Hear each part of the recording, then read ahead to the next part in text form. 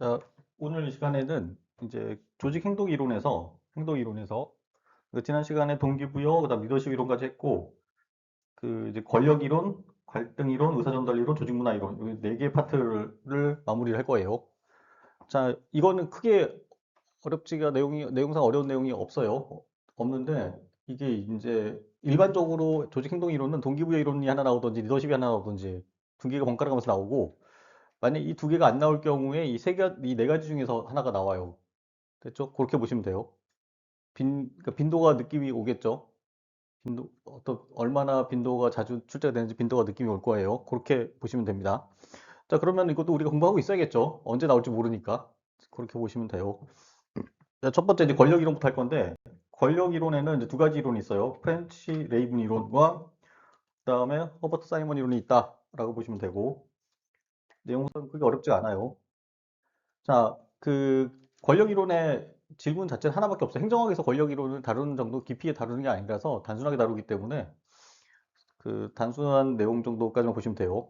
자, 권력을 어떤 유형으로 구분할 수 있을까라고 했을 때 첫 번째 이론이 뭐냐면 프렌치와 레이븐 이론이에요. 프렌치와 레이븐 이론이 있다라고 해요. 자, 이 프렌치와 레이븐은 권력을 합법적 권력, 보상적 권력, 강압적 권력, 전문적 권력, 중거적 권력 이렇게 구분할 수 있다라고 해요. 어렵지 않죠? 합법적 권력은 업무에 대해서 지시할 수 있는 능력을 말한다라고 보면 되고, 두 번째 보상적 권력은 보상할 수 있는 능력, 그 다음에 세 번째는 강압적 권력은 처벌할 수 있는 능력, 그 다음 전문적 권력은 지식을 제공할 수 있는 능력, 그 다음 중거적 권력은 모방을 야기할 수 있는 능력에서 나오는 권력을 말한다라는 거예요. 이렇게 권력을 구분할 수 있다라고 하는 거예요. 자, 그럼 여러분들 이 중에서 가장 뭐 좋은 게 여러분들 입장에서 가장 뭐가 좋아요? 뭐가 일을 제일 부드럽게 할까요? 어떤 권력이 가장 부드럽게 만들 수 있을까요? 예? 보상? 보상도 괜찮죠. 근데 제일 좋은 거는 모방을 야기하도록 만들면 이것만큼 좋은 게 없어요. 모방을 야기하게 만드는 거. 이것만큼 좋은 게 없어요. 이거는 그러면 뭐예요? 뭐 줄 필요도 없고, 강제할 필요도 없고, 지식을 제공할 필요도 없고, 됐죠? 자, 그 합법적 체계를 만들 필요도 없고, 이렇게 되는 거예요. 그런 상황으로 보시면 돼요. 그래서 중거적 권력이 사실은 권력으로서는 가장 이상적인 형태다라고 보면 돼요. 자, 그러면 하나만 볼게요. 군대에서는 무슨 권력을 써요? 강압적 권력을 쓰죠. 강압적 권력. 그다음에 회사에서는, 일반 기업체에서는 보상적 권력, 알았죠? 보상적 권력. 자, 그다음에 전문적 권력을 쓰는 경우가 있어요. 전문적 지식을 제공함으로써 권력을 발생시키는 데가 있어요. 어디가 있을까요? 뭐 학교 그 교수 같은 경우 있죠. 교수와 학생 사이에서 대학원 연구실 같은 데서 이런 게 나타날 수 있어요. 딱 맞다고 보지 마시고 그런 게 있을 수 있다라고 보면 되고, 합법적 권력 같은 경우는 어디서 발생해요? 주로 정부기관에서 발생하죠. 정부기관에서 정해져 있죠. 법으로 정해져 있죠. 업무가. 그래서 그걸 법을 기준으로 해서 업무를 지시를 하는 거예요. 자, 이렇게 보시면 되고, 요게 이제 일반적으로 이제 시험자 출제가 가장 많이 되는 게 프렌치와 레이븐 이론이 가장 권력이 유형 이론에서 가장 출제가 많이 된다라고 보면 돼요. 두 번째 이론은 이제 허버트 사이먼 이론인데, 허버트 사이먼은 권위란 말로 썼는데 권력과 권위 같은 말이에요. 자, 네 개로 구분할 수 있다. 그래서 신뢰에 기반한 권위, 동일화에 기반한 권위, 제재, 그 다음에 정당성에 기반한 권위, 이렇게 네 개로 구분할 수 있다. 라고 주장해요. 신뢰, 동일화, 제재, 그 다음에 정당성. 이 네 가지로 기반한 권위 유형이 있다. 라고 설명하고 있어요. 됐죠? 자, 여기서는 포인트는 프렌치와 레이븐이다. 라고 보면 돼요. 자, 제가 여기서 포인트를 하나 줬죠. 준거적 권력이 가장 좋다. 라고까지 설명드렸어요. 자, 그리고 그 외에 권력들이 있다. 라는 거예요. 자, 그 다음 거가 이제 권력 끝났고, 갈등 이론. 이론은 갈등에 대한 관점. 이것도 가끔 시험 출제가 돼요. 갈등 이론도. 그다음에 갈등의 유형, 그다음 갈등을 어떻게 관리할 거냐. 이 세 가지 이론으로 구분되어 있어요. 갈등 이론은. 자, 먼저 우리 갈등 관점 이론부터 볼 건데, 갈등에 대한 관점, 갈등을 어떻게 볼 거냐에 대한 관점에 관한 이론은 세 가지로 구분돼요. 전통적, 그다음에 행태론적, 그다음에 상호작용주의적 견해. 이 세 가지로 구분돼요. 저 하나씩 하나씩 볼게요. 자, 아, 첫 번째 질문은 뭐냐면 갈등 관점 이론 같은 경우는 갈등을 무엇으로 보아야 할 거냐가 질문이에요. 자, 갈등을 보였는데 그 전에 우리가 알아야 될 게 갈등의 개념을 알고 있어야 돼. 자, 갈등이라고 하는 것 자체는 행위자 간의 현상이에요. 행위자 간 현상. 행위자 간 현상, 행위자 간에서 발생하는 현상이고, 자, 일련의 진행 과정을 가지는 동태적 현상이고, 그 다음에 대립적 태도, 긴장, 불안, 적개심을 이야기하고, 그 다음에 갈등이라는 것 자체가 크게 보면은 긍정적, 부정적 측면을 다 갖고 있다라고 할 수 있어요. 이게 갈등의 개념이에요. 자, 그래서 이 정도는 알고 있어야 돼, 갈등이라고 하는 것 자체가. 근데 이거는 우리가 일반적으로 생각해보면 알 수 있죠. 여러분들 조직사회, 조직생활이나 어떤 사회생활 하면서 갈등 상황에 빠져보죠. 그렇죠? 그런 상황이라 유추해서 보면은 갈등의 개념 정도는 이해할 수 있어요. 자, 그러면 이제 본격적으로 들어가서 갈등을 어떻게 볼 거냐? 라고 하는 질문에 대해서 답을 하고 있는 첫 번째 이론이 뭐냐면 전통적 견해예요. 전통적 견해. 자, 전통적 견해는 갈등은 부정적으로 봐요. 갈등은 부정적이고 제거 대상이다라고 라고 주장하는 이론이 전통적 견해예요. 전통적으로는 갈등을 이거는 없애야 된다라고 본 거예요. 자, 그다음 두 번째 이론이 행태론적 견해예요. 이걸 갈등 수용론이라고 해요. 갈등 수용론. 자, 갈등이라고 하는 것 자체는 필연적 현상이다라는 거예요. 갈등이라고 하는 것 자체는 필연적 현상이다. 갈등이라고 하는 것은 어쩔 수 없이 발생한다. 라는 거예요. 그 다음에 얘네들 입장은 뭐냐면 갈등이라고 하는 것 자체는 제거는 불가하고 그 다음에 갈등은 수용돼야 된다. 제거 불가능하면 수용해야 되죠. 갈등이 제거가 되면 제거하면 되지만 제거가 안 되면 수용해야겠죠. 이렇게 보는 입장이 행태론적 견해, 그 다음에 갈등 수용론이라고 한다는 거예요. 여기까지 보시면 돼요. 근데 우리가 이제 갈등의 원인 같은 것들이 많이 있거든요. 갈등의 원인. 여기서 이제 갈등의 원인들을 적어놨는데, 정리해놨는데, 자, 여러 가지 있어. 한번 정리를 간단히 보면은, 자, 목표하고 이해관계가 다르면 갈등이 발생하고, 지위가 불일치하면 갈등이 발생해요. 이 지위 불일치라고 하는 건 어떤 거냐면, 능력하고 지위가 불일치하면 갈등이 발생해요. 대표적인 건 어떤 거냐면, 상급자야. 상급자면 능력이 있어야 돼, 없어야 돼? 있어야 되는데 능력이 없어. 그러면 갈등이 발생하는 거예요. 하급자가 어떻게 해? 하급자가 어떻게 해요? 도전해, 안 도전해? 무시해, 안 해? 도전이죠. 정확하게 무시라기보다 도전하죠. 도전하면 상급자, 하급자 사이에 뭐가 발생해? 갈등이 발생하는 거예요. 그런 거예요. 그런 거고. 직무 설계 실패.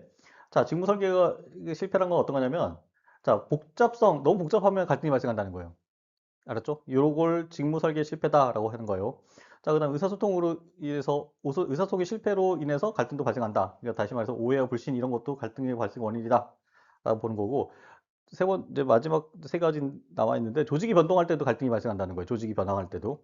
그다음에 구성원의 특성, 구성원들의 가치관이 다를 경우에 이럴 경우에도 갈등이 발생하고 제한된 자원이 부족할 때도 갈등이 발생한다라는 거예요.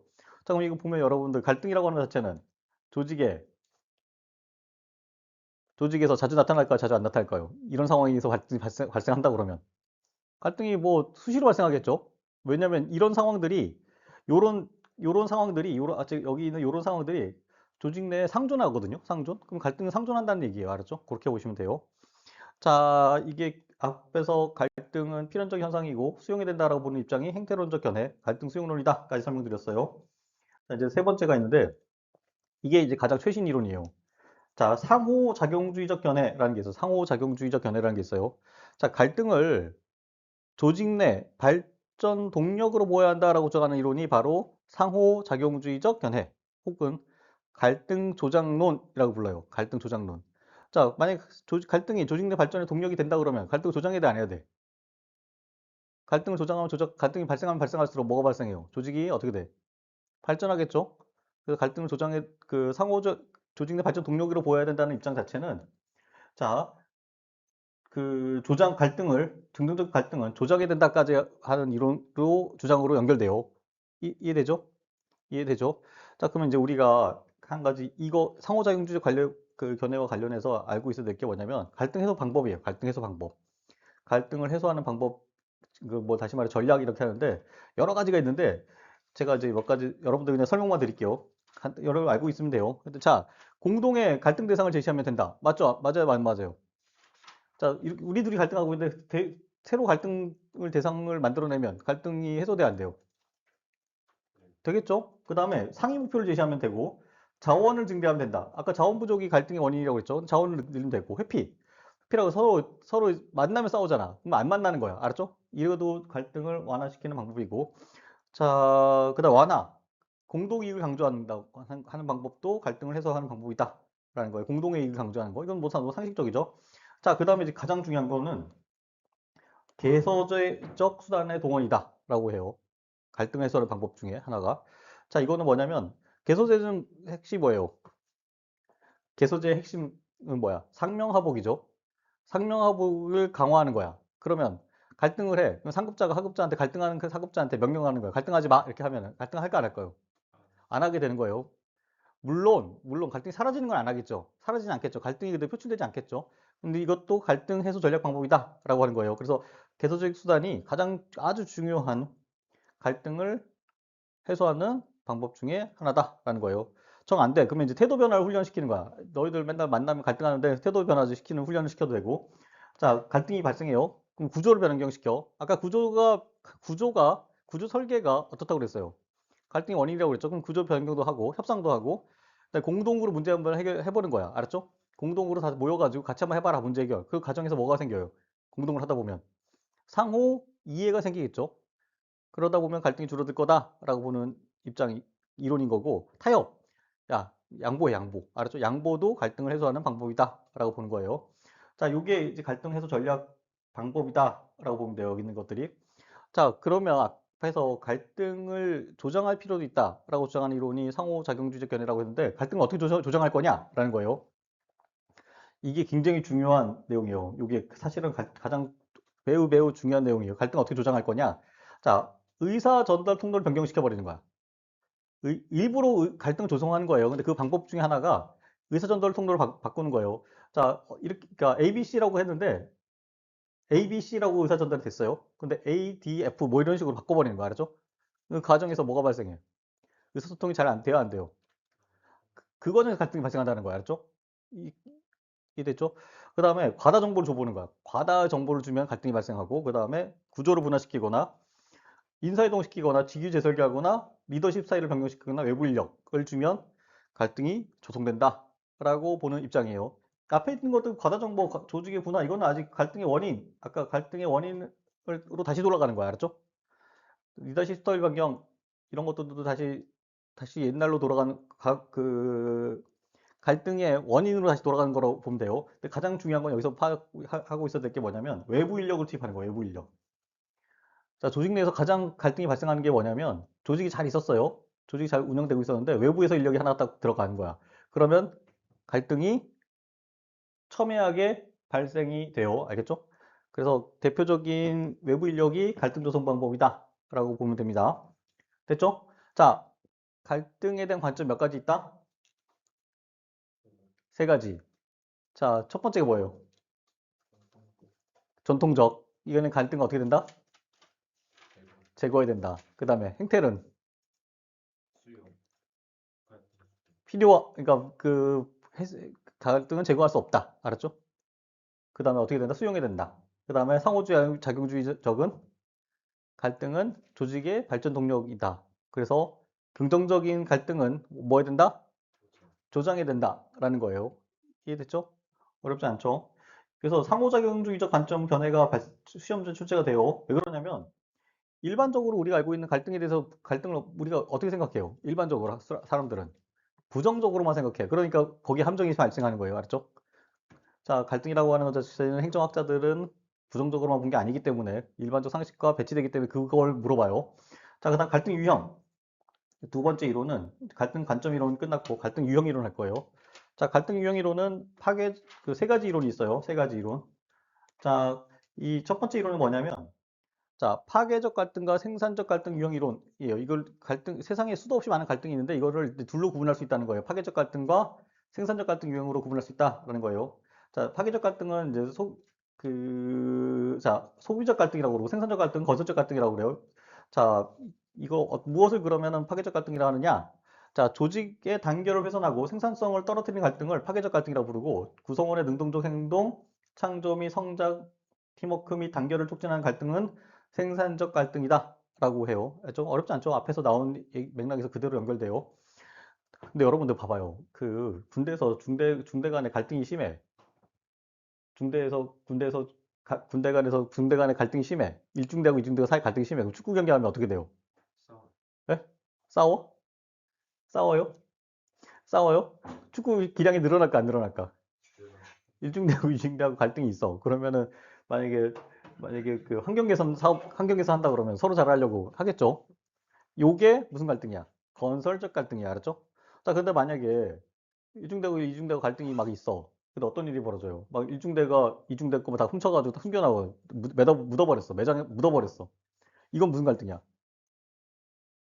파괴적 갈등이야. 알았죠? 그래서 그렇게 보시면 돼요. 자, 그다음 수직적 갈등과 수평적 갈등 유형으로 구분할 수 있다라고 하는 주장하는 이론이 있어요. 수직적 갈등과 수평적 갈등으로 수직적 갈등과 수평적 갈등 유형으로 구분할 수 있다라고 하는 주장 이론이 있어요. 자, 근데 그럼 이게 무슨 말인지만 보면 되겠죠. 수직적 갈등은 조직 상하 간에 발생하는 갈등을 수직적 갈등, 근데 수평적 갈등은 조직 계층 내에서 같은 계층 내에서 발생하는 갈등을 수평적 갈등이다라고 불러요. 이건 너무 쉽죠? 자, 넘어갈게요. 자, 그 다음에 개인적 갈등과 집단 갈등으로 유형으로 구분할 수 있다라고 주장하는 이론이 세 번째 이론이에요. 자, 개인 간 갈등은 개인 간 발생하는 갈등, 그 다음에 집단 갈등은 부서 간 발생하는 갈등이 있어요. 알았죠? 이렇게 구분할 수 있다라는 거예요. 자, 여러분 나중에 조직 생활 해보시면 알 거예요. 자, A팀하고 B팀하고 있어요. A팀하고 B팀하고 있는데 A팀하고 B팀하고 엄청나게 갈등이 있어. 근데 A팀하고 B팀하고 구성원들 사이에서 갈등이 있을까 없을까요? 만약에 나는 A팀에 있고 내 입직 동기는 B팀에 있어. 그 둘이는 밥 안 먹을까 먹을까요? 먹지. 알았죠? 이건 무슨 갈등이야? 집단 간 갈등이에요. 집단 간 갈등. 알았죠? 어렵지 않죠? 자, 그래서 집단 간 갈등과 개인 간 갈등을 구분할 수 있다라고 주장하는 이론이 세 번째 이론이다라고 보시면 됩니다. 됐죠? 자, 이제 넘어가요. 자, 그 다음에 갈등 관리 이론이에요. 마지막이. 자, 갈등의 관점, 그 다음 갈등 유형, 그 다음 했으면 이제 갈등을 어떻게 관리할 거냐? 이게 나오겠죠? 항상 이론의 기본 형태, 유형이에요.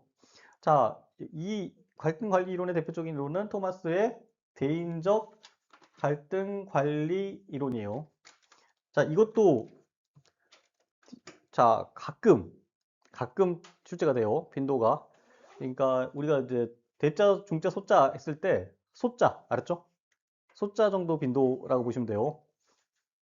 자, 토마스의 대인적 갈등 관리 이론은 자, 상황별로 필요한 갈등 관리 전략, 갈등을 관리하는 전략이 달라져야 된다라고 주장을 해요. 자, 토마스는 상황을 몇 개로 구분했냐면 다섯 가지로 구분했어. 다섯 가지로 구분했다라는 거예요. 상황을 다섯 가지로 구분했다.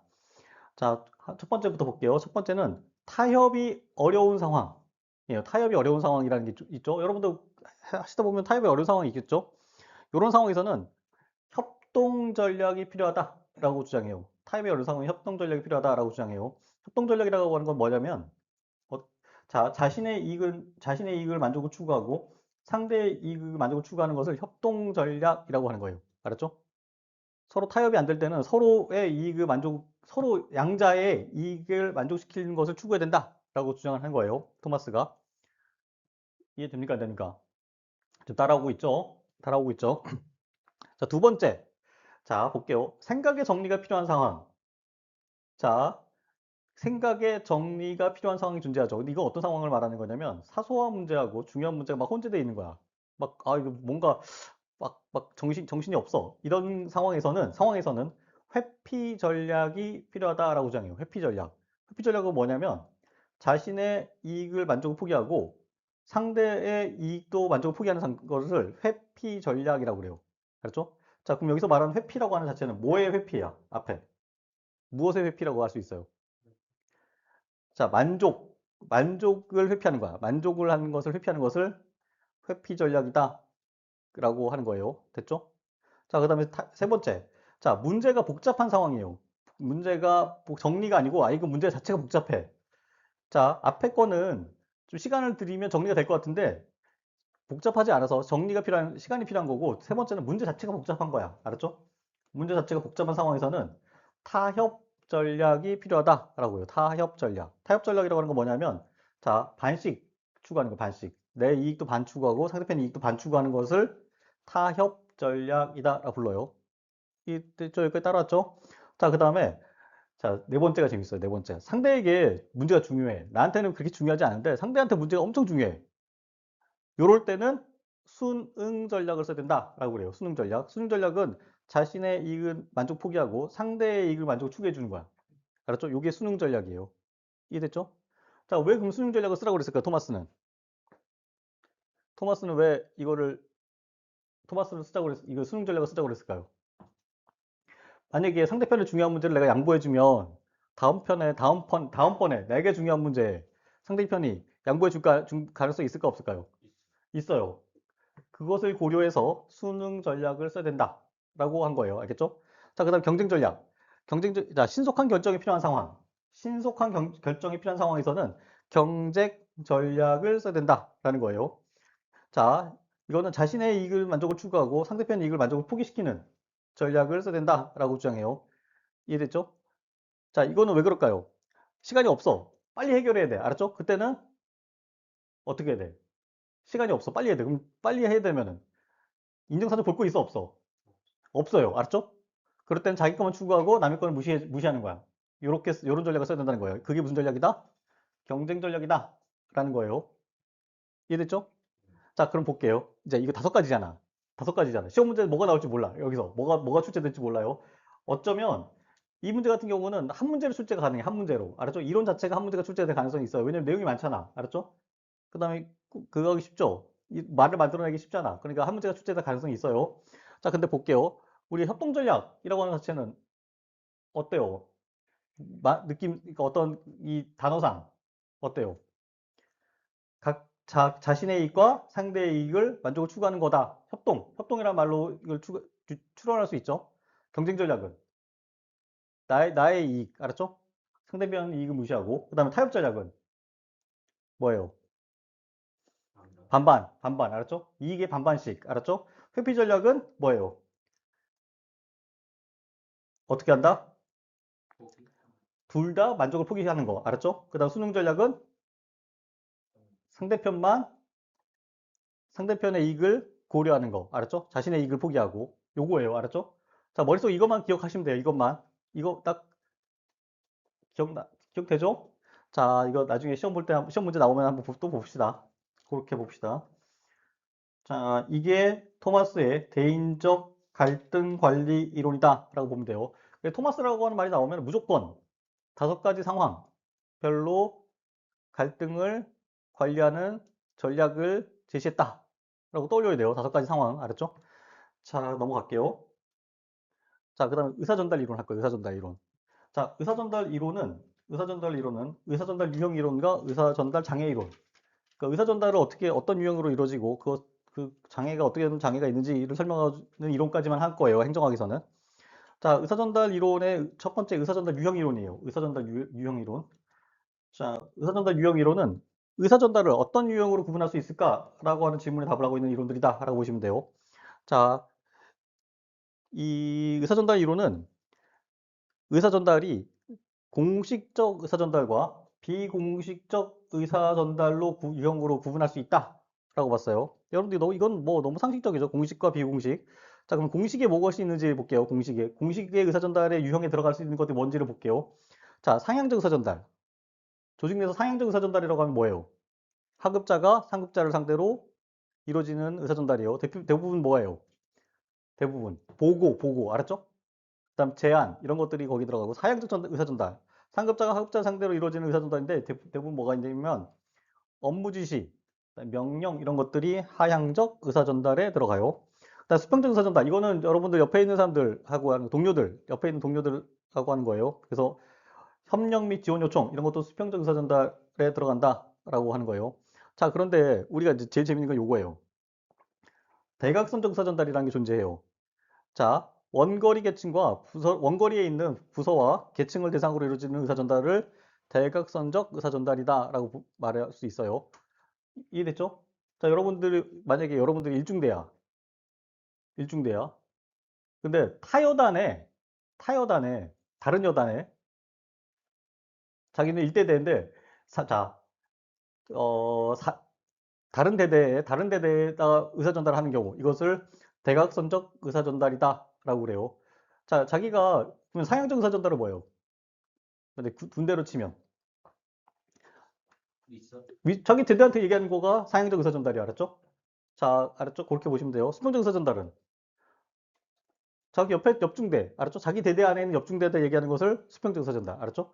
자, 중대가 하향적 의사 전달은 누구한테 얘기하는 거야? 소대한테 얘기하는 거, 알았죠? 자기 소대한테 얘기하는 거예요. 그거예요. 대각선 전달은 타중대, 타대대, 타대대다 갖다 얘기하는 것을 대각선적 의사 전달이다라고 보면 됩니다. 뭐 다른 여단이어도 상관없고요. 그렇게 보시면 돼요. 요것들이 공식적 의사 전달 방식이에요.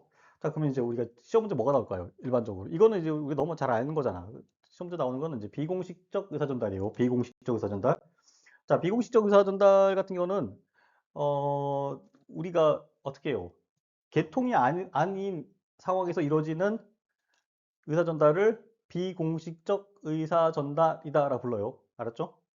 자, 그러면 이제 공식적 의사 전달의 장점과 단점, 그 다음 비공식적 의사 전달의 장점과 단점만 좀 보면 돼요. 자, 공식적 의사 전달의 장점은 이제 객관적으로 의사 전달이 되고 명확한 책임 소재가 이루어지고 상급자의 권위가 유지되고 정책 결정의 활용이 유리하고 자료 유지가 용이하다라는 거예요. 자, 이런 일이 왜 벌어질까요? 객관적 의사소통이 되고 자료 유지가 용이하고 정책 결정의 활용이 용이한 이유가 뭘까요? 정답! 문서로 이루어지기 때문에 그래. 문서로. 알았죠? 문서로 이루어져요. 명령도 문서로. 맞죠? 인사명령 뭐로 나요? 문서로 이루어지죠? 보고 뭐로 이루어져요? 다 문서로 이루어져요. 알았죠? 됐죠? 단점 뭐가 있냐면 낮은 신축성, 높은 형식성 뭐 이런 것들 있고 배경에 대한 배경을 전달하기 힘들어요. 왜냐면 문서 안에는 맥락을 그 배경을 설명하기 쉬워요, 어려워요? 어려워요. 문서로 쓰려면 글로 쓰다 보면은 배경을 전달하기 어려워서 배경에 대한 전달이 불리하다라고 해요. 신속할까요? 안 신속할까요? 안 신속해. 왜? 문서로 만들어야 되니까. 말로 하면 금방 끝날 거를 문서로 만들어야 되잖아. 여러분 한번 해보세요. 문서로 페이퍼 한 장 있잖아요. 여러분 공무원 돼서 나중에 페이퍼로 보고서 하나 만들려고 그러면 몇 날 며칠 걸려요. 알았죠? 됐죠? 그 다음에 기밀 유지 한계가 발생해요. 왜 그럴까요? 문서로 이루어지기 때문에 그래요. 문서로. 알았죠? 문서로 이루어지기 때문에 그 과정에서 누가 볼 수 있어? 다른 사람들이 볼 수 있죠? 매체화되면은 볼 수 있어. 말로 이렇게 둘이 만나가지고, 자, 담배 피면서 얘기했어. 그러면은 보안이 유지돼 안 돼요. 근데 문서로 만들면 다른 사람 볼 수 있어, 없어? 볼 수 있어, 알았죠? 자, 이게 공식적 의사전달의 장점과 단점이다. 라고 보시면 돼요.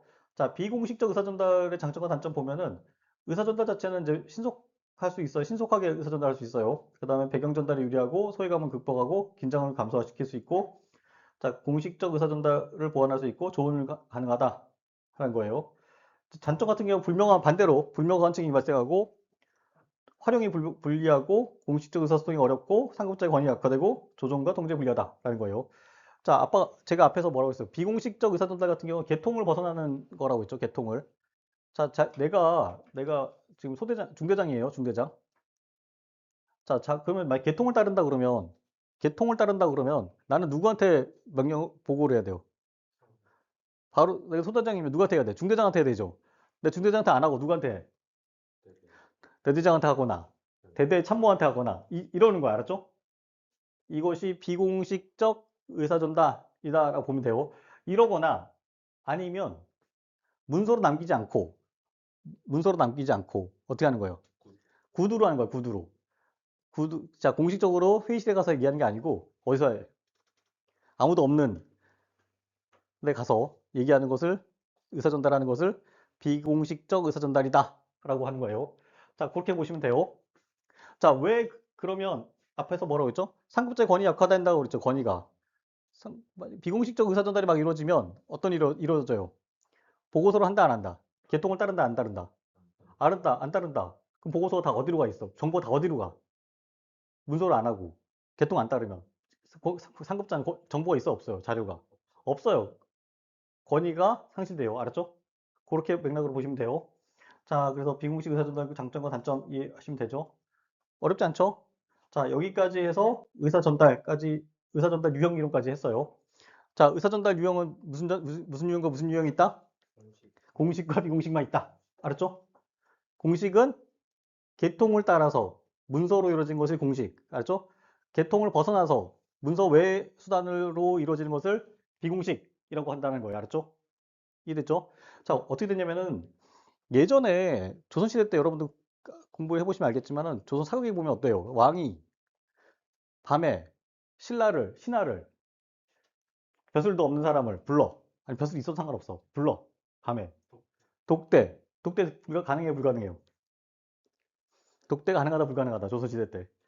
불가능하다. 맞죠? 불가능하게 돼 있어요. 왕은 신하를 만날 때 누굴 대동해야 돼? 사관을 대동하도록 했었어요. 독대 불가능해. 근데 불러가지고 명령을 해. 자기가 해결하고자 하는 것을 그 사람 엄지시를 해. 이거 공식이야, 비공식이야? 이거 비공식이야. 완전 비공식이야. 알았죠? 그럼 그 밑에 있는 사람들 어떻게 돼? 영의정, 좌의정, 승지, 도승지, 우승지 이제는 다 바보 되는 거야. 알았죠?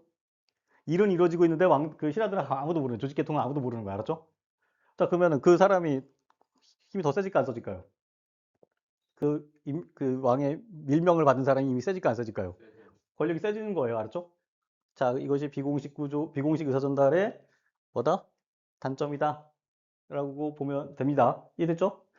대표적으로 사관을 물리고 독대한 사건이 있어요. 사관을 물리고 왕이 언제 그랬어요? 기억날 때? 아니 왕인데 왕.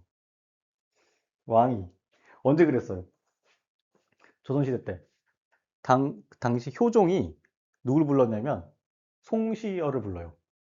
그때 왕이 사관은 빠져라 이랬어. 그리고 그때 무슨 얘기를 했을 거라고 추정을 하냐면 무슨 얘기를 했을 것 같아요? 효종과 송시열이 만나서 무슨 얘기 했을까요?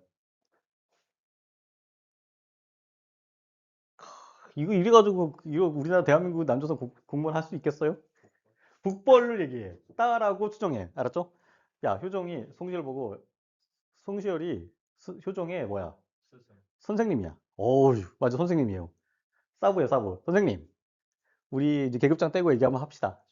좀 제자 좀 도와주세요. 라고 얘기했을 가능성이 되게 높다라고 그래요. 알았죠? 그때 독대가 이루어져요. 그러니까 독대 된 걸 알고 막 사람들이 난리 쳤겠지. 그거 궁중에 비밀이 어디 있어? 바로 뽀록이 났겠지. 알았죠? 자, 그런 사건이 있었다라고 보시면 돼요. 자, 그러니까 얼마나 송시열이 힘있게 셌겠어요, 당시에. 송시열이 벼슬이 있었겠어, 없었겠어, 당시에. 큰 벼슬이 있었겠어, 없었겠어. 없어도 에, 전국을 운영할 수 있을 정도로 권력 갖게 돼요. 자, 됐죠? 자, 두 번째 이론은 의사전달 장애 이론이에요. 이거는 뭐 의사전달을 장애하는 것들을 설명하는 이론들이다라고 보시면 돼요. 자, 무엇이 의사전달에 있어서 장애를 야기할 거냐라고 하는 질문에 답을 하고 있는 이론이다라고 보시면 돼요. 자, 의사전달의 장애를 이론은 발신자와 수신자, 그 다음에 전달 수단, 조직 구조가 의사 전달에 장애를 야기한다라고 주장을 해요. 자, 발신자 수신자는 자, 지위상의 차이, 그 다음에 비밀 유지에 대한 고려, 고의적 은폐 왜곡, 그 다음에 불신, 성격적 결함 이런 것들이 의사 전달 장애를 야기하고 전달 수단 같은 경우는 자, 정보의 유실, 과다 정보, 부적절한 언어, 그다음 업무의 과다, 지리적 거리 이런 것들이 의사 전달 장애를 야기하고 마지막으로는 직권적 조직 구조, 정보 전달 채널 부족, 그 다음에 전문화 및 할거주의, 부정적 비공식 의사 전달 이런 것들이 의사 전달에 장애를 야기할 거다라고 본 거예요. 이 이론 자체는 어렵지 않죠? 자, 직권적 구조는 의사 전달에 장애를 야기한다 안 한다? 직권적 구조는 의사 전달에 장애를 야기한다 안 한다? 직권이라고 하는 말 자체를 떠올려야 돼. 직권이라고 말 어디서 나왔어요? 직권이라고 하는 것 자체는 권력을 누가 다 갖고 있어요? 권한을. 조직의 상급자들이 다 갖고 있는 거, 상층부가 다 갖고 있는 것을 직권화돼 있다. 직권적 구조라고 그래. 이런 경우에 어떻다? 의사 전달이 잘 안 된다라고 보는 거예요. 전문화, 전문화. 전문화돼 있으면 의사 전달 잘 된다, 안 된다? 전문화는 뭐예요? 전문화. 전문화는 전문화는 뭐야? 조직 내에서. 아, 이거 진짜 이게 너무 까마득한가? 전문화라는 뭐야? 자, 조직 구성원들이 협소한 업무를 하는 것을 전문화다라고 그래요. 제한된 범위 내에서의 업무를 하는 걸 전문화라고 그래요. 왜 그러냐면 전문화라는 것 자체는 행정학에서 전문이라고 하는 말 자체는 뭐 프로페셔널이 아니야. 반복이야, 반복. 알았죠? 자, 업무 범위가 넓으면 업무를 반복할 가능성이 높아요, 낮아요? 맞죠? 업무 범위가 좁아야지 그 일을 반복하게 되죠. 우리 시간이라고 하는 자체 한계가 있기 때문에. 맞죠? 그랬죠? 자, 근데 이런 상황에서도 의사소통이 잘 안 된다는 거야. 자, 업무 범위가 좁으면 이 사람이 사용하고 있는 기술이나 정보나 지식이나 이런 게 협소할까요? 넓을까요? 업무 범위가 좁으면. 좁지? 그럼 옆에 있는 사람이 떠드는 걸 알아들어, 못 알아들어? 못 알아들어요. 의사전달 안 돼요. 알았죠? 그래서 정보 나가는 거 자체가 무서운 거예요. 그런 거예요. 그 다음에 요 정도까지 보시면 돼요. 그 다음에 요 두 가지만 알고 있으면 전문화와 할거주의, 그 다음에 직권적 구조 이런 것들이 의사전달의 장애 요소다라고 보는 거를 이제 좀 포인트로 해서 보시면 돼요. 자, 넘어갈게요. 의사전달까지 마무리했어요. 자, 이제 마지막 이제 조직 행동 이론에서 마지막 이론이 조직 문화 이론이에요. 조직 문화 이론. 더글라스의 조직 문화 이론이다라고 보시면 돼요. 자, 조직 문화 이론은 질문이 뭐냐면 조직 문화를 어떤 유형으로 구분할 수 있을까가 질문이야. 조직 문화라고 하는 것 자체가 존재한다고 하면 그것들의 유형이 몇 가지로 구분할 수 있느냐라고 물었을 때 답을 하고 있는 이론이 더글라스의 문화 유형 이론이다라고 보면 돼요. 이것도 시험 문제 가끔 출제돼요. 뜬금없이. 알았죠? 한 3, 4년, 4, 5년에 돌아가면서 한 번씩 나와요. 만약에 그 해에 이 문제가 나왔다. 근데 모른다. 그러면 이제 힘든 거예요. 알았죠? 그래서 그런 측면에서 꼭 보셔야 돼요. 내용을. 자, 이게 왜 그러냐면 어떤 파트는 그 파트의 문제를 내는데 그거밖에 나올 게 없어요. 행정학 중에. 근데 조직 행동 이론은 범위가 되게 넓어. 그래서 돌려서 문제를 낼 수 있는 파트야. 알았죠? 그래서 이걸 놓치면 안 돼요. 이런 것들. 이런 파트들은. 자, 볼게요. 자, 더글라스는 조직 문화를 개인주의 문화, 전체주의 문화, 평등주의 문화, 계층주의 문화 유형으로 구분할 수 있다라고 주장했어요. 그러면 이제 무엇이 개인주의고 무엇이 전체주의고 자, 뭐 평등주의고 계층주의인지를 우리가 이해하면 되죠.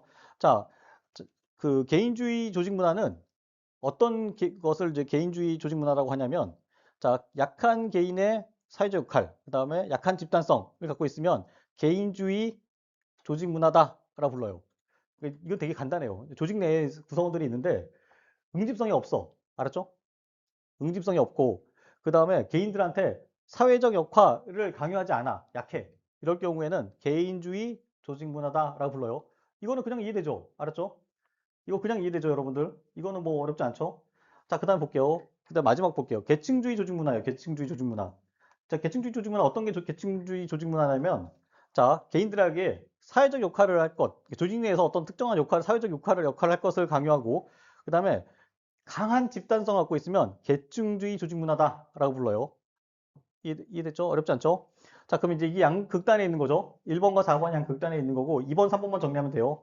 자, 전체주의 조직 문화는 엄격한 개인의 사역할, 엄격하게 개인 사역 역할을 요구하고, 근데 집단성은 약해. 알았죠? 집단성은 약한 것을 전체주의 조직 문화라고 해요. 조직 문화.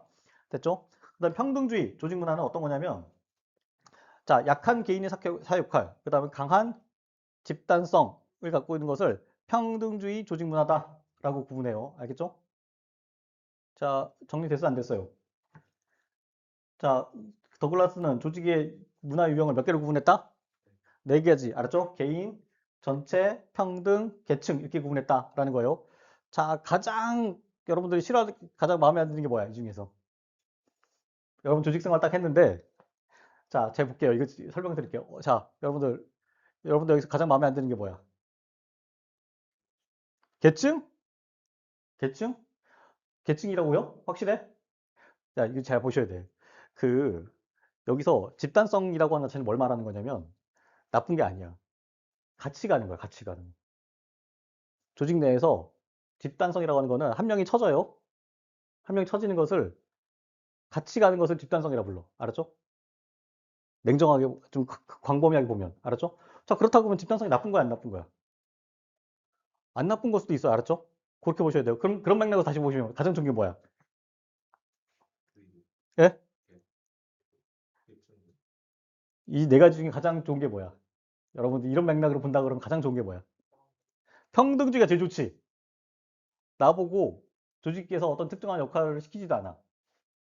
야, 너가 중간이며 미들이며 너가 이런 역할 해야 되지 않냐? 이게 없어. 네 하고 싶은 대로 해. 그렇지만 다 같이 가. 얼마나 좋아. 맞죠?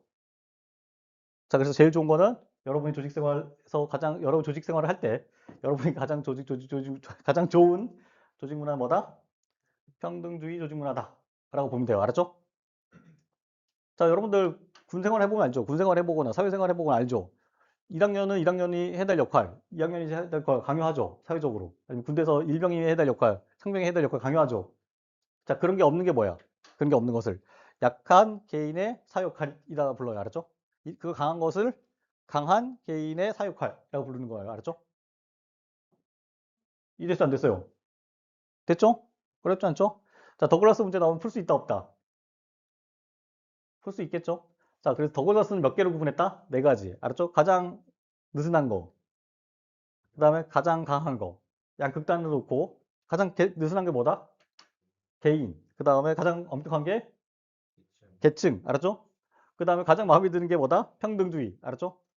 그 다음에 전체주의가 그 중간에 있다라고 보시면 돼요. 전체주의 같은 경우는 뭐예요? 역할을 막 시켜. 넌 역할 해야 돼. 하고 같이 간다, 같이 안 간다. 같이 안 가는 게 전체주의야. 알았죠? 같이 안 가. 이게 가장 뭐 같아요? 가장 안 좋은 거야. 알았죠? 가장 안 좋은 거예요. 그렇게 보시면 돼요. 자, 그래서 우리 행정학에서는 보면 이런 분류들이 많아. 그러면은 양쪽 끝을 정리하고 나서 그 중간 걸 채워요. 그런데 어떻게 채워야 되냐면 가장 마음에 같이 판단하에 가장 좋은 상태.